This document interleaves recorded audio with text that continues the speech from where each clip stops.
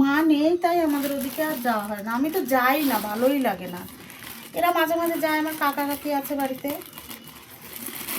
আর আজকে কাকার মেয়ে নিয়ে গেছিলো ওকে, বললো দিদি পাঠিয়ে দে, আমরা যাই, বিকেলে আবার চলে আসবো, একটু মাঠের থেকে শাক টাক নিয়ে আসি। দেখো কি কি এনেছে। সত্যি মা থাকলে, এবছর এই যে মাঠের শাক প্রথম খাচ্ছি, কিনে খেয়েছি এবছর। আমার মা তো দু একদিন পরে পরে শাক টাক তুলে বেছে আমাকে ফোন করতো, শাক তুলে রেখেছি নিয়ে যা।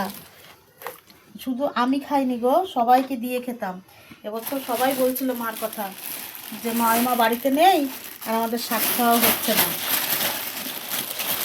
দেখো আজকে আমার কাকি বোন এরা সব গিয়ে তুলে নিস।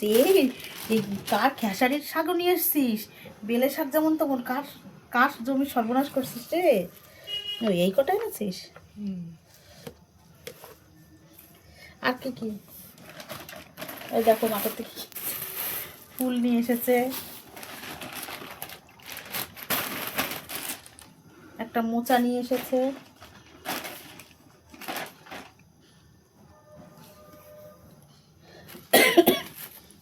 এবার এই শাকগুলো, সব শাক মিশায় আনছিস, কি করে আলাদা করব? ধনে পাতাগুলো, দেশি ধনে পাতা, সুন্দর সুন্দর।